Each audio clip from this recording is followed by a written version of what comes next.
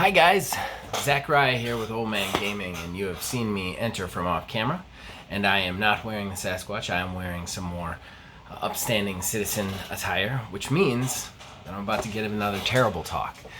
So, just want to give a quick disclaimer that my terrible talks don't look anything like Neil slash A Tiny Wizards. He does some great work on that, and I'm proud of him, but really probably just going to be hearing me rant the entire time, and that's about it.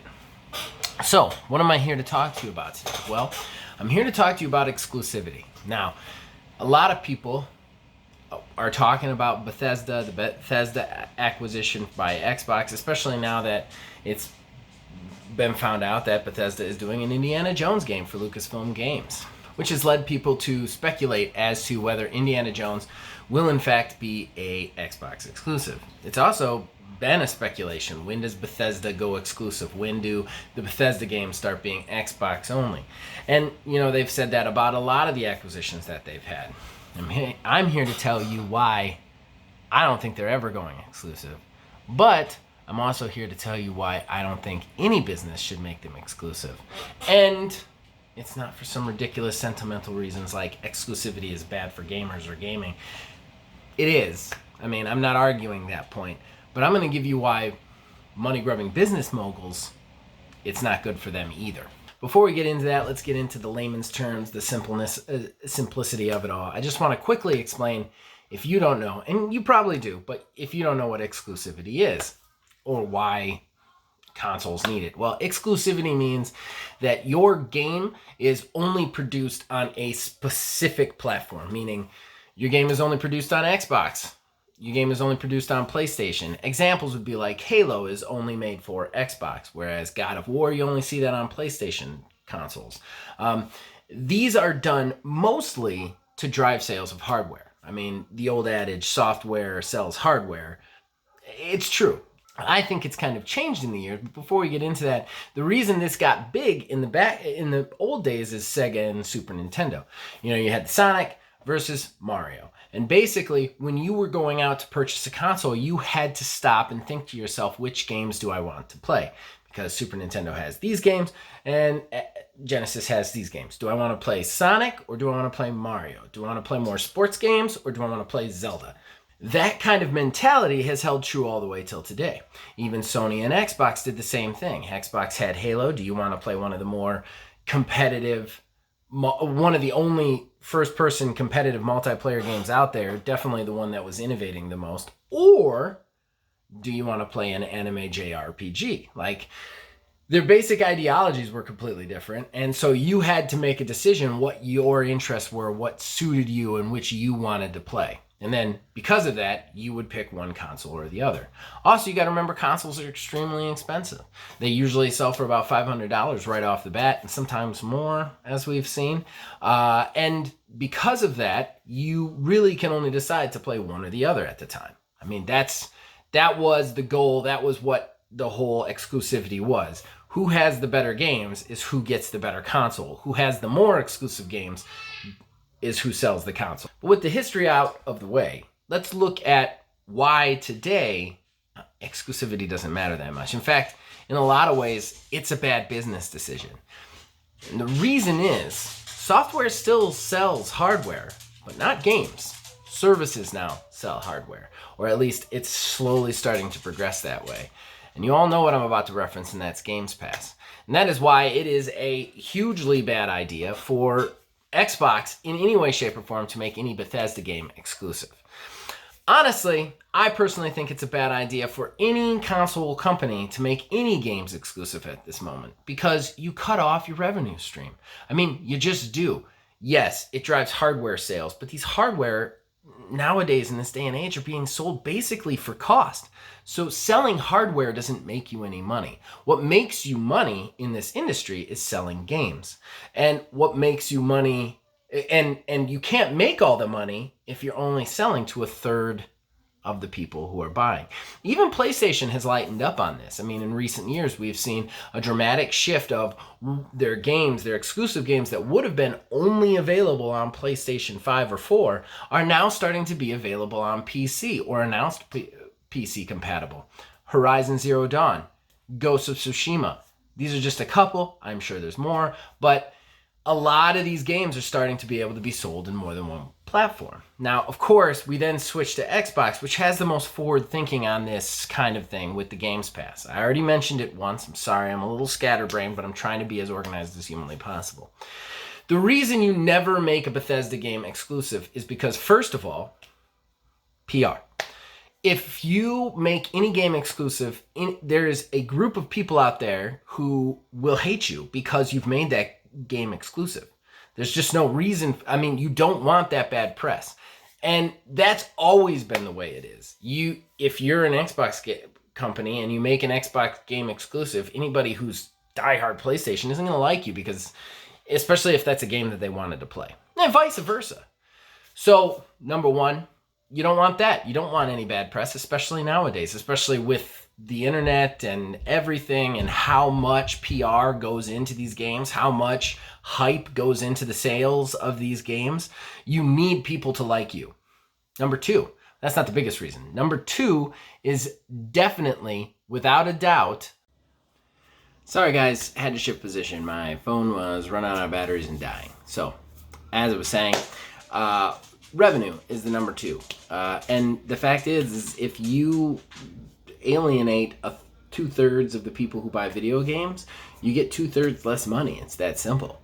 Now, back in the day, you were trying to drive console sales, and you were making some money off the consoles. You're not making any money off these consoles. These consoles are almost being sold for cost. You're just trying to get them into your ecosystem. And if you're trying to get them into your ecosystem, then you want everybody to play it that you can possibly play it. And I know what you're about to say. But Zach, okay? If I could play this on PlayStation, why would I ever enter the Xbox ecosystem, and vice versa? Well, that's where your specials come in. That's where your exclusive perks come in, and really, that's where Games Pass comes in. Because Games Pass now is the carrot for Xbox. The games aren't. Really, that's what's keeping Xbox alive. The fact that you could look at any Bethesda game coming out and say, I could pay $60 for this on PlayStation, or I could get this through Games Pass for a $14.99 a month subscription fee, or a $9.99 a month subscription fee. That's the simple realization that Xbox doesn't need to make anything exclusive. They just don't. There's no reason to. The Games Pass itself is enough to drive anybody to Xbox that would want to play. I mean, when you hear Bethesda going, and you know that every Xbox Studio game goes into Games Pass day one, I mean, what's there to think about?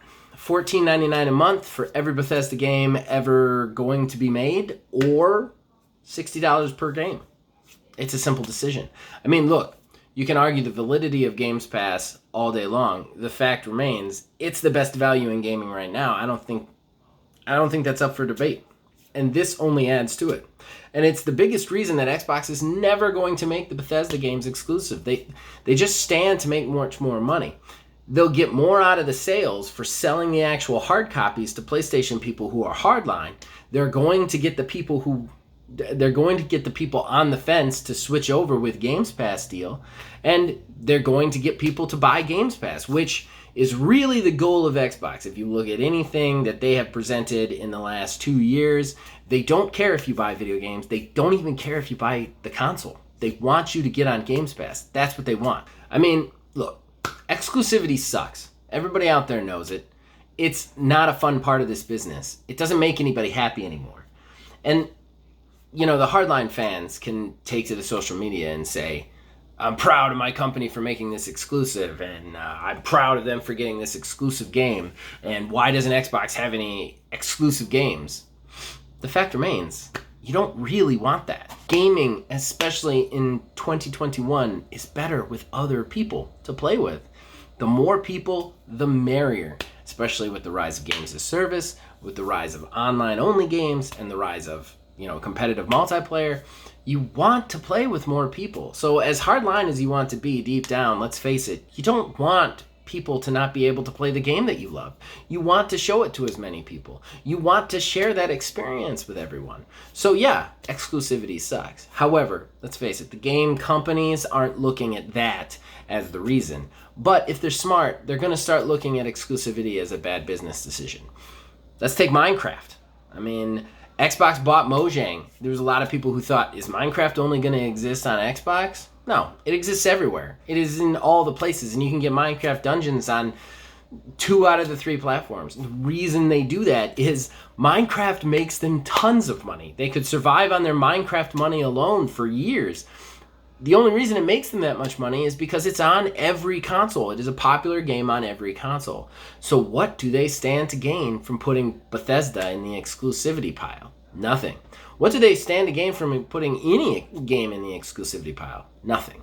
The only goal of exclusive titles is to drive people to buy the console.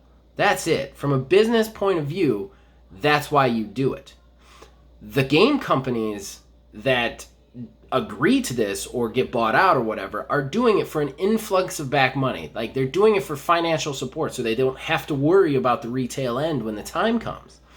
But that in itself is counterintuitive. If they're not making as much money as they could possibly make, there's a problem there. So if you ask me, Sony needs to get some sort of Games Pass program going, and they need to do the same thing as Xbox. And they need to make everything non-exclusive. And as far as I'm concerned, everything I've seen from Xbox, I would not expect any Bethesda game to ever be exclusive. Not Elder Scrolls, not Starfield, certainly not the Indiana Jones game. They're all going to be on everything. However, you're going to get special perks if you play it through Xbox, and you're going to be able to play it on Games Pass on Xbox. And that's the carrot now. Not the games itself, but the Games Pass. That's the future of gaming, and that's why they're never going to go exclusive. And everybody else needs to catch up with them. All right. So that's my terrible talk. I'm sorry, I'm a little scatterbrained, and you definitely didn't get all the cool edited-in clips that Neil does. But hey, it's something for you guys to watch, and hopefully you enjoyed it. Maybe you agree, maybe you disagree. You know, comment below. Let me know. I'd love to hear from you guys. This is, as usual, my opinion, and it does not reflect the other Foundation members' opinions. I mean, maybe it does, but for the most part, I'm not taking responsibility for them. All right. And as usual, if you guys want to check out anything we have to offer, you can also contact us on Facebook at OldManGamingDH, on Twitter at OldManGaming9. You can join our Discord. The link will be in the description below. You can influence all of our shows from there. And as long as you guys keep watching and listening, we'll keep making them. We'll see you guys next time.